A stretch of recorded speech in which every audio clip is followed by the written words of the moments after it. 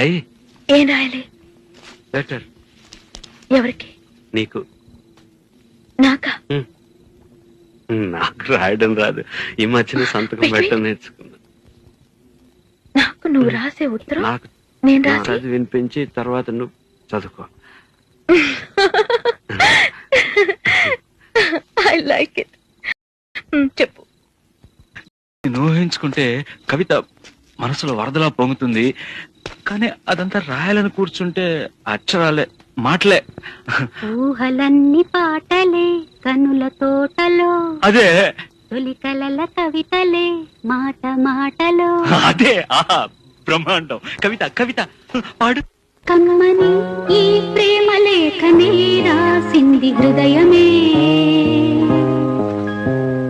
ప్రియతమా నీ వచట కుశలమా నే నిచట కుశలమే.